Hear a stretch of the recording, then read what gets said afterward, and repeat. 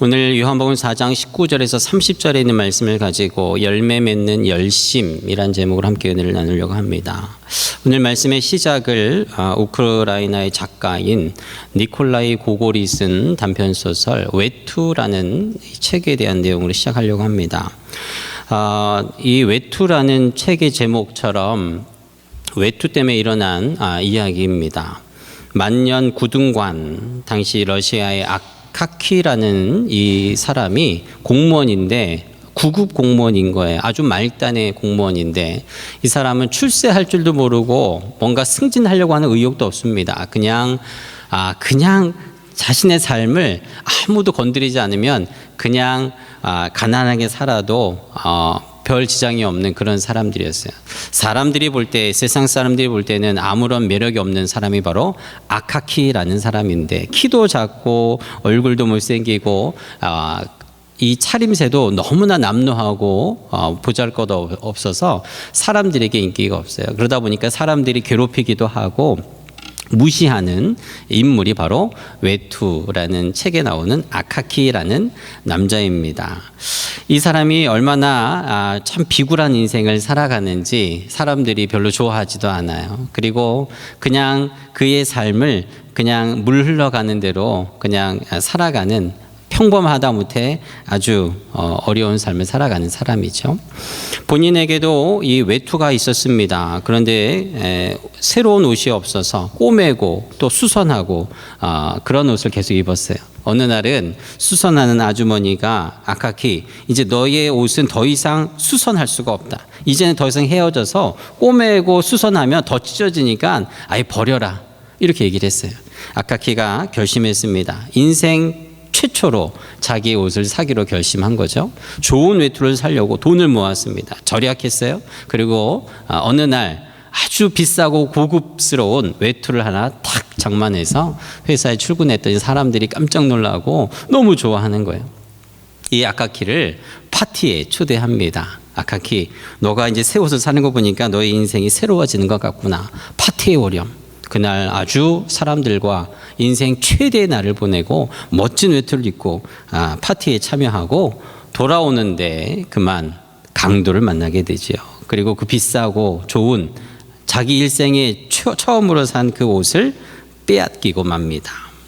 자신의 외투를 강도 맞은 이 아카키, 경찰도 찾아가고 높은 공무원들도 찾아가지만 아무도 이 아카키를 도와주지 않습니다. 오히려 이 아카키를 무시하고 네가 그동안 그렇게 살았기 때문에 그런 일을, 나쁜 일을 당한 거야 하고 무시하고 핀잔을 줘요. 결국 이 아카키가 돌아가서 좌절하고 허무한 그러한 실에 빠진 삶을 살다가 시름시름 앓다가 죽고 맙니다. 그리고 유령이 돼서 나타나서 그 자기를 무시했던 사람들을 찾아가고 무섭게 하고 그들이 가지고 있는 외투를 빼앗아가는 그런 내용이 바로 외투라는 책이지요. 이 소설에서 죽은 아카키가 유령이 돼서 자신을 못 살게 굴었던 사람들을 혼내주고 하는 이러한 내용들이 나오면서 한 가련한 인생을 통해 그 사람을 대하는 많은 사람들의 모습들을, 그들의 심리를 잘 묘사하는 소설로 유명해진 것이 바로 외투라는 책입니다. 심리학자 에리 프롬이라는 사람은요, 인간의 행복은 소유에 있지 않고 존재에 있다, 이런 말을 했습니다. 이 말에 의하면 이 외투에 나오는 아카키라는 사람, 그 외투 한 벌 아무리 비싸고 좋은 것이지만 그거 잊어버렸다고, 빼앗겼다고, 또 자기를 좀 무시한다고 그렇게 시름시름 앓다가 죽었을 일인가, 이렇게 생각을 해볼 수도 있습니다. 좀 더 여유 있게 인생을 살았으면 어땠을까, 이런 생각도 한다라는 거지요. 조금 우리의 인생의 존재의 가치를 조금 올려서 충분히 행복할 수도 있는데, 이 소설에 나오는 인물이지만 아카키의 인생이 참 불쌍하다, 이렇게 생각도 하게 되는 것입니다. 근데 어쩌면요, 이 소설에 나오는 아카키의 이야기가 우리들의 이야기가 될 수도 있다라는 겁니다. 왜냐하면 우리들은 너나 할 것 없이 다 외투와 같은 것들을 하나씩 가지고 있어요. 어떤 사람은 좋은 차가 이 사람의 외투입니다. 어떤 사람에게는 건강이 이 아카키의 외투와 같은 것입니다. 어떤 사람에게는 배우자가, 자식이, 부모가 내가 가진 재물이, 또 내가 절대로 잊어버리거나 빼앗기거나 놓쳐서는 안 된 것들, 외투 같은 것들이 우리들에게는 다 한두 가지씩 있다라는 것입니다.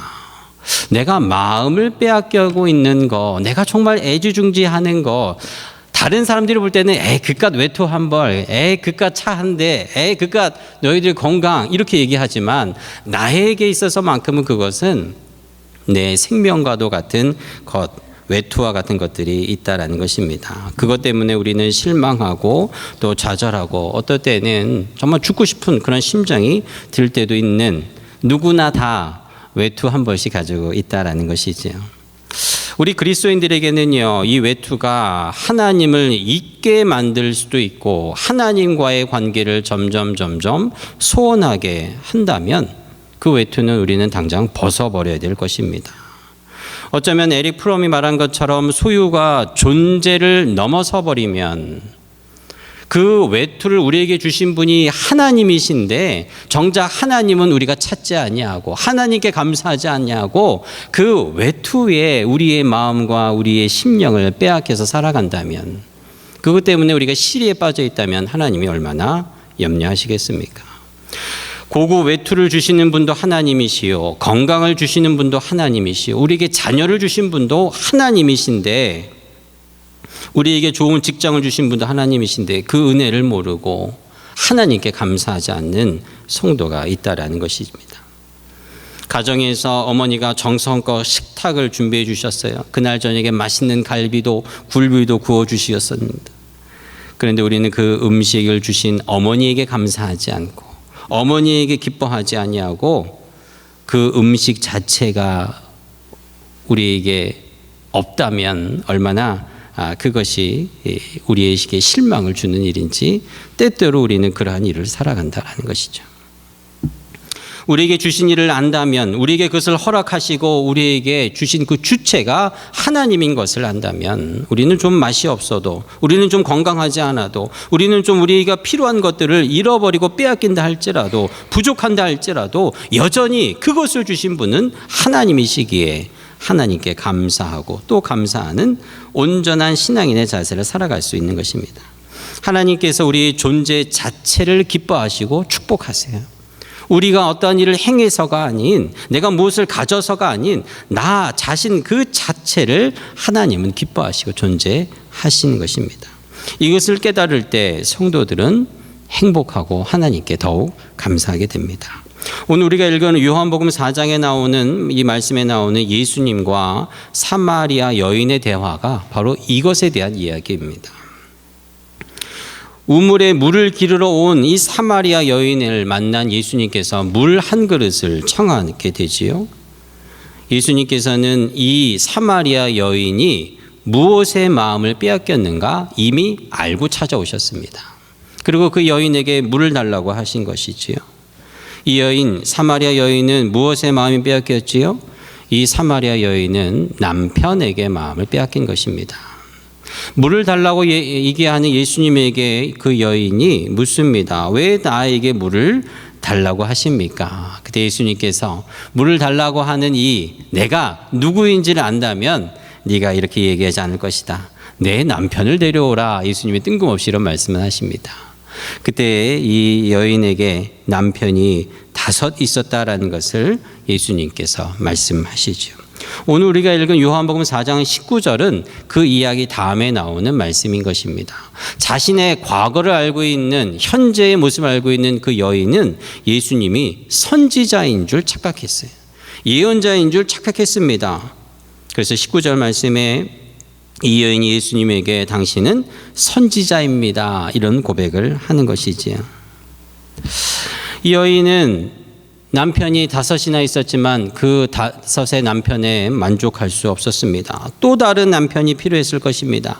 마치 우물에 물을 기르러 왔지만 마셔도 목마른 이 여인의 목마름이 바로 찾아도 있어도 얻어도 구해도 더 필요한 남편, 이 남편에게 매몰된 여인을 예수님께서 만나 주신 것이죠.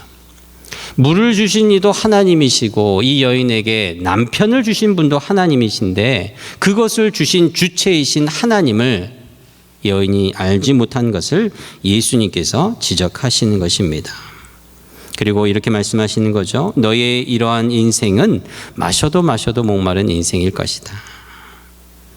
이 모든 것을 너에게 있게 하신 하나님을 만나는 것이 내 인생의 축복이고 하나님을 알고 예수님을 너의 주인으로 모시고 살아갈 때에만 비로소 너의 만족은, 너의 목마름은 채워지고 진정한 인생의 기쁨을 누리게 될 것이다. 오늘 예수님께서 사마리아 여인에게 이 말씀을 하시는 것이에요. 오늘 예배에 나온 저와 여러분들에게 예수님께서 동일하게 말씀하십니다. 내가 빼앗기고 없어서는 안 되는 내 삶의 외투들, 그러나 예수님께서는 우리에게 그 외투를 벗어버리라 말씀하시고 이 외투를 입고 또 다시 사서 입고 또 좋은 것을 입어도 너의 이 삶을 만족시킬 수 없다라는 것을 예수님이 말씀하시는 거예요. 우리는 새로운 외투를 얻기 위해서 열심히들 살아갑니다. 열심히 일을 하지요. 노력합니다.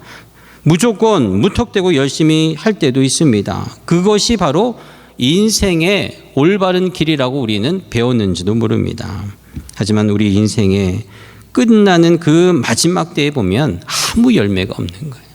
열심히는 살아왔는데 우리 자녀를 이꾸며 내 인생을 열심히 살아왔는데 하나님 만나는 그때에 우리가 하나님께 보여드릴 열매가 무엇인가 생각을 해보면 과연 그것이 우리 손에 무엇이 남았는가 생각을 해보게 돼요. 하나님 보시기에 무조건 열심히 산다고 칭찬받지 못하고 열매도 없는 것입니다. 여러분, 무조건 열심히 산다고 하나님께서 기뻐하시고 칭찬하는 인생일까요? 그렇지 않을 것입니다. 아무리 우리가 열심히 산다고 해도 하나님이 원하시는 방향으로 사는 것이 중요하다라는 것이지요. 나무꾼 두 사람이 있었습니다. 이 둘은 친구였어요. 한날은 둘이 같이 산에 나무를 하러 올라갔습니다. 한 사람은 내가 이 날이 새도록 많은 나무를 해야지 하면서 쉬지 않고 열심히 나무를 했어요. 유달리 승부욕이 강한 이 사람은 함께 올라간 저 사람보다 내가 더 많은 나무를 해서 갈 거라는 욕심이 있었어요. 쉬지 않았습니다. 날이 새도록 열심히 나무를 하고 나무를 찍었어요. 또 한 친구는 저쪽 편에서 나무를 하는데 이 사람은 열심히 하긴 하는데 저 친구와는 좀 다릅니다. 50분간은 열심히 나무를 찍었어요. 근데 딱 50분이 지나면 10분간은 딱 쉬는 거예요. 그리고 10분 쉬고 나서 또 50분간 열심히 합니다. 여러분, 쉬지 않고 일한 이 첫 번째 친구와 50분간 나무를 찍고 10분간 쉬었던 두 번째 친구, 날이 다 어두워지고 이제 내려갈 때가 됐을 때 누가 더 많은 나무를 했을까요? 쉬지 않고 일한 나무를 찍었던 이 친구가 이제는 산 밑에 내려와서 그 친구를 만났을 때 깜짝 놀랐어요. 저 친구는 50분간 일하고 10분간 쉬었기 때문에 나보다는 조금 나무를 해왔을 것이라 생각했는데 나보다 더 많은 나무를 하고 내려온 것이에요. 깜짝 놀란 이 친구가 그 친구에게 물었습니다. 내가 더 열심히 나는 쉬지도 않고 일했는데 왜 자네 것이 나보다 더 많단 말인가? 화가 났습니다. 그러자 그 두 번째 친구가 점잖게 이렇게 얘기합니다. 나는 10분간 쉴 때 도끼날을 갈았다네. 그렇습니다. 이 두 번째 친구는 그냥 쉰 게 아니라 더 나무를 잘 찍기 위해서 10분 동안 도끼의 날을 갈고 또 50분간 찍고 10분간 갈았던 일을 반복했다라는 것입니다. 도끼날이 무뎌지는 줄도 모르고 덮어놓고 무조건 열심히 산 것이 최고인 양 나무를 찍었던 사람은 낭패를 보고 만 것입니다. 사랑하는 여러분, 우리가 우리의 인생을 열심히 살아야 합니다. 우리는 부지런해야 합니다. 우리의 주어진 것들에 최선을 다해서 해야 되죠. 그러나 주님 보시기에 무조건 열심히 산다고 주님이 칭찬하는 인생, 상 받는 인생이 아니라 제대로 무엇을 위해서 우리가 달려가야 하는가, 하나님의 뜻이 무엇인가를 분별하며 나아갈 때 그 열심을 하나님이 인정해 주신다라는 것을 우리에게 말씀하시는 거예요. 이 여인은 우물에 물을 기르러 왔지요. 그리고 자신에게 허락한 남편, 또 다른 남편을 찾아 열심히 남편을 찾아다녔지만 그 무엇도 이 여인을 채우거나 만족할 수가 없었던 것입니다. 그러나 예수님께서 그 여인의 인생의 축복의 날을 마련하신 것이, 내가 너의 영원한 신랑이 되어주겠다고 예수님이 이 여인을 찾아오신 것입니다. 예수님께서 이 여인을 통하여서 이제는 마셔도 목마르지 아니한 생수가 되어주시고, 먹어도 배고프지 아니한 양식이 되어주시고, 하나님의 온전한 사랑을 예수님을 통해서 이 여인에게 전해주었던 것입니다. 우리가 주님 앞에 열심히 우리 인생을 살아갈 때 열매 맺는 열심이 되어야 될 줄로 믿습니다. 도끼의 날을 가는 이 지혜, 그것이 무엇이겠습니까? 그 전에 여러분, 열매, 우리가 주님 앞에 열심히 살아갈 때 얻게 되는 그 열매, 이 열매가 무엇입니까? 열매는 우리가 맛보는 것입니다. 그것을 우리가 먹었을 때 우리 몸 안에 들어와서 나와 하나가 되어 내 생명이 되는 것, 이것이 열매지요. 음식이 그렇습니다. 또 열매를, 음식을 얻기 위해서 우리는 열심히 또 일을 하고 우리 가족들도 먹이고 우리 자신도 먹고 살아갑니다. 그런데 오늘 예수님에게 포커스를 맞춰서 말씀을 보려고 하는데요. 예수님께서는 무엇이 열매이고 무엇이 양식이라 하셨을까요? 오늘 우리가 읽은 요한복음 4장 34절 말씀에 예수님께서 이렇게 말씀하셨어요. 나의 양식은 나를 보내신 이의 뜻을 행하며 그의 일을 온전히 이루는 이것이니라. 예수님이 드실 음식을 찾으러 마을로 돌아온 제자들이 예수님에게, 아니 주님에게 누가 음식을 주었는가 물었을 때 예수님이 대답하신 거예요. 내 양식은 내 입으로 씹어서 삼키는 이 음식만 양식이 아니라 하나님의 뜻을 깨달아 그것대로 순종하며 사는 것이 바로 내 양식이다, 내 음식이다. 예수님께서 이 말씀을 하시는 거예요. 그렇습니다. 예수님께서 열심히 맺으려고 했던, 예수님이 얻으려고 했던 열매가 바로 이것이에요. 하나님의 뜻을 바로 알아 그대로 순종하는 것. 그래서 오늘 유대인들은요, 가지 않는 사마리아 그 땅으로 예수님께서 가시고, 유대인들은 상종하지 아니하는 이 사마리아인, 그 중에서도 여인을 만나서 하나님의 뜻을 전하고 하나님의 뜻에 순종하는 것이 바로 오늘 예수님의 모습인 것입니다. 이 여인이 예수님을 만나지 않았다면 이 여인은 6번째, 7번째, 8번째 끊임없는 또 다른 자신의 외투를 찾아서 살았을 것입니다. 그런데 예수님께서 하나님의 뜻을 온전히 분별하고 순종하여 이 사마리아 여인을 찾아가 예수님을 보이고 복음을 증거했을 때 이 여인의 저주는 끝이 나고 이제는 예수님을 만나 영원한 신랑이신 구주를 경험하게 된 것입니다.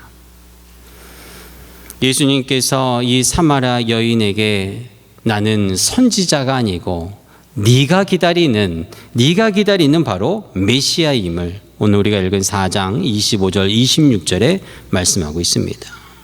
구원자, 영원한 신랑이 바로 내 눈앞에 서 있다라는 것을 이 여인에게 이야기하시고, 이제는 영원한, 벗어버리지 아니한, 헤어지지 아니한, 더 이상 이제는 빼앗기지도 아니할 외투, 메시아, 구세주 예수님을 얻은 이 여인은 그가 그토록 애주중지하는 물동이를 집어던져버리고 더 귀한 예수님을 얻었기 때문에 이것을 마을 사람들에게 전하러 가는 것, 이것이 오늘 요한복음 4장의 이야기인 것입니다.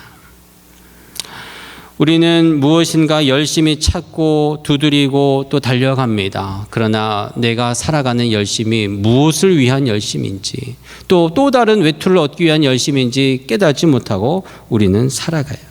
때때로 외투가 찢어지고 빼앗기고 헤어지면은 인생이 다 그런 것이지 우리는 이야기하고 그것을 받아들입니다. 그러나 예수님께서는 더 이상 찢어지거나 헤어지지 아니한 외투를 우리에게 입혀주시고, 의인의 옷을 우리에게 입혀주시고, 두루마기를 입혀주시고 하나님 아버지의 나라로 인도해 주시는 것입니다. 오늘 사마리아 여인은 이 인생의 마지막 마침표를 찍고 인생 최고의 순간을 예수님을 통해서 경험합니다. 예수님께서는 이 여인을 만나 대화하는 것이 하나님의 뜻임을 알고 순종하지요. 그리고 이 여인을 하나님 앞에 올려드리는 열매로 바치게 됩니다. 이 여인을 얻을 뿐만 아니라 이 여인이 전한 복음 때문에 그 마을 모든 사람들이, 동네의 사람들이 하나님의 아름다운 열매가 되어 예수님의 손에 들리게 되는 것이에요. 사랑하는 여러분, 저와 여러분의 열매 무엇이 되어야 되겠습니까? 오늘 예수님께서는 이 열매의 본보기를, 열심히 살아가는 우리의 삶의 열매의 본보기를 우리에게 알려주시고 보여주십니다. 그렇게 하기 위해 첫 번째로 예수님께서 하나님의 뜻을 분명히 이해한 것을 우리가 깨달아야 해요.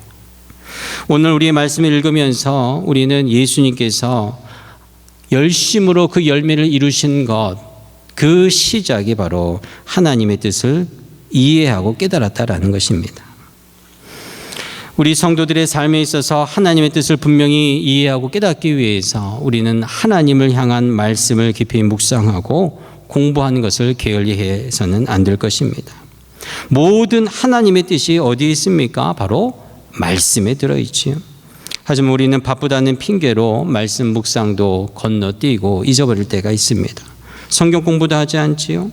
여러분, 우리의 인생과 우리의 믿음과 신앙이 어렵고 고통스러울수록 우리는 처음으로 돌아가야 합니다.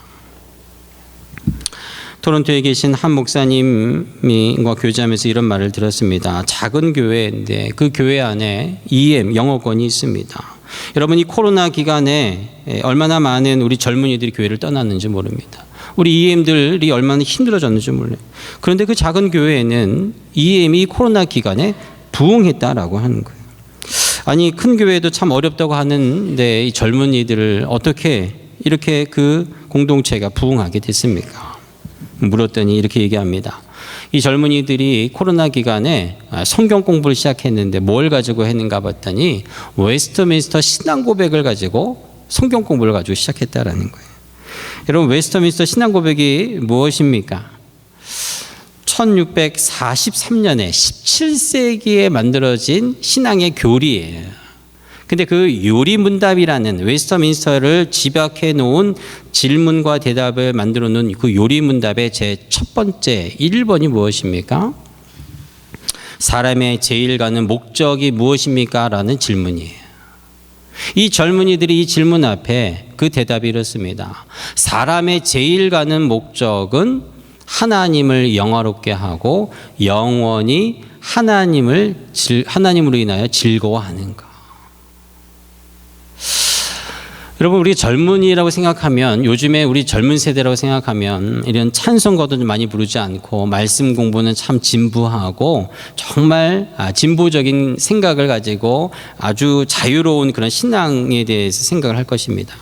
그런데 이 영어권이 단단하게 세워지는 그 기틀에 다시 우리 장로교의 이 뿌리와도 같은 교리인 웨스트민스터 신앙에 대한 이 책을 가지고, 딱딱한 이 책을 가지고 17세기에 만들어진 이 책을 붙들고 제1개 1문제, 사람이 제일 가는 목적이 무엇인가, 이것부터 시작을 하면서 이들의 믿음과 신앙이 다시 새롭게 다져지는 계기가 됐다라는 것입니다. 제가 그 얘기를 들으면서 우리 노회 헌법책에 있는 웨스트민스터 신앙 고백을 다시 펼쳐봤어요. 우리 사람의 제일 가는 목적이 하나님을 영화롭게 하고 하나님으로 인하여 영원히 즐거워하는 것, 여기서 시작해야 되는구나. 많은 젊은이들이 스펙을 쌓으려고, 좋은 직장을 얻으려고, 좋은 샐러리를 얻으려고 얼마나 많이 노력합니까? 열심히 살아가요. 하나님 보시기에는 열매 없는 열심이다라는 거예요. 하나님 만나는 그때에 상급 없는 열심으로 살아가는 젊은이들이, 성도들이 많다라는 것을 우리에게 알려주는 대목이었어요. 목회자로 살면서 목사의 역할이 무엇인가? 여러분, 이 목회자의 역할이 무엇이겠습니까? 목사의 역할은 우리 성도들이 나중에 여러분들이 하나님의 심판대 앞에 섰을 때 상 받게 하는 것이, 여러분들이 상급 받게 하는 것입니다. 이게 목회자의 역할이에요. 제 역할입니다. 제 기도의 제목입니다. 우리 장로님, 권사님, 집사님, 우리 성도들이 주님 앞에 서는 날, 너는 어디에서 왔는가? 저는 무슨 교회 출신입니다. 주님 그거 묻지 않으실 거예요. 우리 교회가 어디 출신인 거, 어느 교단인 거, 어느 나라인 거 묻지 않으실 것입니다. 주님은 우리 성도들 손에 들려있는 열매를 보기를 원하실 거예요. 열심히 인생은 70, 80, 90, 100을 살아왔는데 내 열심히 달려온 내 삶의 열매가 무엇인가 주님이 물으신다면, 주님 저는 제 신앙 하나 잘 지키고 믿음 잘 지키고 여기 왔습니다 라고 했을 때, 여러분 목회자, 목사의 부끄러움이 거기에 있을 것입니다. 여러분 그것은 교회가 클수록 그 책임이 더 커지겠죠. 그런 면에서 보면 큰 교회나 작은 교회나 주님 중요하지 않아요. 한 사람이 있다 할지라도 그가 하나님 앞에 섰을 때, 주님 내 손에 피 묻은 주님의 손에 내가 이 열매를 가지고 주님 앞에 섰다라고 할 때에 그것이 목사의 기쁨이요 또 하나님 앞에 축복인 것입니다. 그것이 우리 교회의 축복이요 영광인 것입니다. 아무리 열심히 산다 할지라도 하나님의 뜻을 분별하지 못하고 열심히 살아간다면, 열매가 없다면 오늘 주님 그것을 원하지 않을 거예요. 누군가 우리 예수님의 인생을 본다면 33년이라는 아주 짧은 인생이에요. 맥켄지 선교사님도 34살에 돌아가셨는데, 여러분 이 3년 동안 사역하는 것이 얼마나 짧은 사역 기간이고 그의 인생이겠습니까? 그럼에도 예수님의 열매는 십자가에 달려 죽으심으로 모든 인류를 그 손에 받아 하나님 앞에 올려드리는 그 열매가 될 때에 모든 이 땅의 생명들이 예수님 앞에 무릎 꿇고 머리를 조아려 경배하며 예배하고 경배하는 것입니다. 예, 하나님께서 우리 예수 그리스도를 높이 들려 하나님의 보좌 우편에 앉혀주시는 것, 바로 예수 그리스도의 그 짧은 기간에도 불구하고 그의 열심히 열매가 있기 때문이라는 것을 우리는 기억해야 돼요. 사랑하는 여러분, 우리의 꿈이 무엇입니까? 우리 교회의 존재의 이유가 무엇입니까? 우리는 주님의 일을 하는 거예요. 예수님께서 하셨던 일을 우리가 이어서 하는 것이고, 또 우리의 자녀들이 그의 바톤을 이어서 하게 하는 것, 이것이 우리 교회의 목적이요 우리 신앙의 중요한 문제. 두 번째로, 우리가 예수님께서 하나님의 뜻을 받고 이해했다면 거기서 내 인생을 이제는 벗어나 하나님의 뜻을 쫓기 위해 순종했다라는 것을 우리는 깨달아야 합니다. 어떤 분들이 요즘에는 사람들이 교회에 많이 오지 않는다라고 하소연을 합니다. 전도를 해도 밖에서 만나는 사람들, 밖에서는 만나도 교회에는 안 온다라는 거예요. 저는 그 얘기를 들을 때마다 이런 마음을 갖습니다. 여러분, 이것을 이상하게 여기지 말아야 한다라는 거예요. 여러분, 교회에 우리가 오는 이유는 예배드리기 위해서 오는 것입니다. 교회는 예배드리는 것이 가장 중요한 목적이지요. 교회에서 전도대회도 하고 부흥회도 하지만 예배가 없는 교회는 교회가 아닐 것입니다. 그래서 우리의 선배들은 교회를 예배당이라고 하지 않았습니까? 그러니 하나님을 알지도 못하고 믿음도 없는 이들에게 어떻게 교회에 나와서 예배를 드리라고 하겠습니까? 우리의 권면과 우리의 요청에 못 이겨서 하루 이틀 한두 번 나와 예배드리면서 우리의 체면을 세워줄 수는 있어요. 하지만 타이어에 바람이 빠지듯 금세 그들의 삶은 주저앉을 것입니다. 어떻게 해야 될까요? 우리는 교회로 오라가 아닌 우리가 찾아가야 합니다. 이제 교회로 오라고 하는 시대는 아니에요.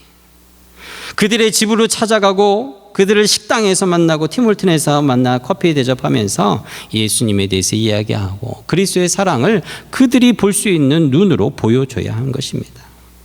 그리고 그들과 함께 기도하면 그것이 예배의 시작이죠.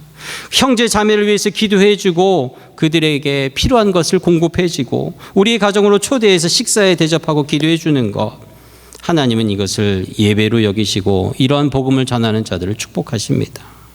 이것이 가정에서 시작하는 가정교회예요. 여러분, 일터에서 기도해 주세요. 일터에서 할 수 있으면 믿는 자들과 예배단을 쌓는 것, 이것이 일터교회입니다. 학교에서도 마찬가지죠. 미션 스쿨이에요. 양로원도 마찬가지입니다. 널싱홈, 철치가 바로 되는 것이죠. 이제는 교회로 오는 시대가 아닌, 교회는 정말 하나님 앞에 헌신된 사역자들이 하나님 앞에 나와 서로 위로하고 다시 한번 하나님 앞에 헌신을 결단하는 그러한 우리의 전투의 홈베이스가 되어야 되는 것이, 우리의 싸워야 할 곳은 교회가 아닌 우리의 세상의 삶의 터전일 것입니다. 예전에는 미국이나 캐나다는요, 2-3명이 모이는 학교나 공동체에서는 반드시 예배를 드리고 주기도문으로 기도를 시작했다 그래요. 찬송도 했습니다. 그러나 어느 때에서부터 이것을 금지하기 시작하면서 우리의 삶의 터전의 예배와 기도와 찬송이 무너지기 시작했습니다. 이것이 우리의 신앙의 위기요, 결국은 우리 교회의 위기로 다가온 것입니다. 사랑하는 여러분, 오늘 예수님께서 사마리아 여인을 찾아가신 것처럼 우리도 찾아가십시다.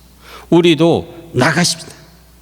캐나다 선교사님들이 130년간 한국을 찾아가 200명의 열매를 이루어졌던 것처럼 우리의 삶의 터전이 여러분의 선교지, 여러분의 사업장과 일터와 학교와 가정이, 우리 자녀들이 우리 선교의 대상입니다. 우리 먼 나라로 가서 선교도 하지만 내 삶에 주어진 환경에 선교와 전도의 대상들이 숨어 있다는 것을 깨닫고 그것을 찾게 해달라고 하나님 앞에 기도해야 하는 것입니다.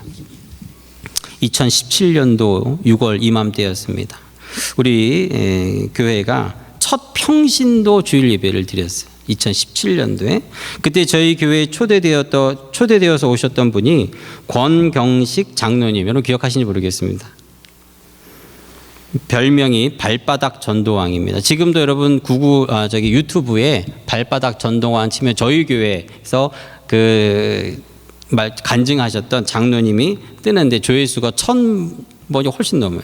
우리 교회에 올린 모든 그 내용물 중에 가장 많은 조회수를 기록하고 있는데, 여러분 조회수가 많고 적음이 중요한 게 아니라 시간이 지나면 다 1,000을 넘게 되어 있습니다.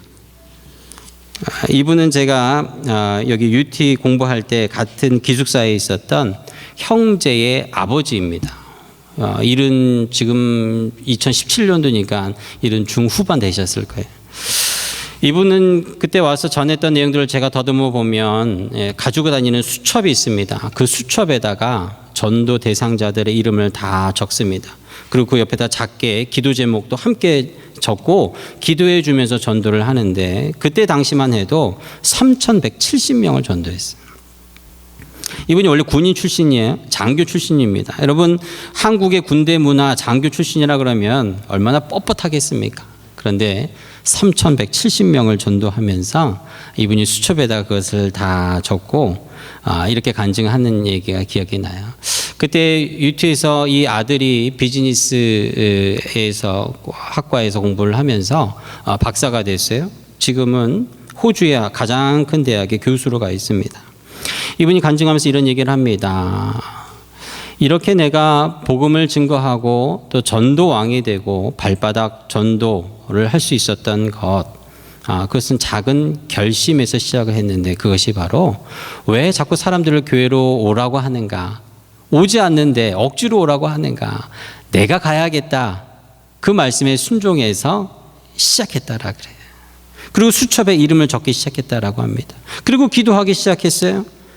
그렇게 1년, 2년, 10년이 될 때 그 가정에는 빚도 있었고 아내가 질병도 있었고 그 자식들을 어떻게 키워야 될까 막막했지만, 지금은 하나님께서 빚도 다 갚아주시고 질병도 치료해 주시고 자녀는 호주의 큰 대학의 교수로 보내주실 만큼 하나님의 복이 임했다라는 말씀을 제가 듣고, 그 뒤에 그 아내가 8년간 이 장로님을 위해서 기도했다라는 얘기를 나중에 듣게 됩니다.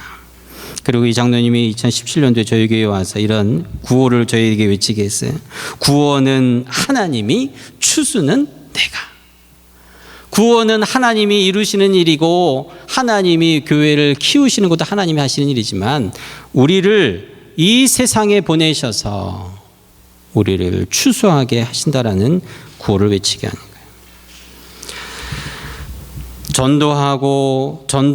전도했지만 안 됩니다. 이제는 없습니다. 이렇게 포기하는 사람에게 이 장로님이 이렇게 얘기합니다. 나는 안 믿겠다고 하는 사람을 500번 찾아가 봤다 그래.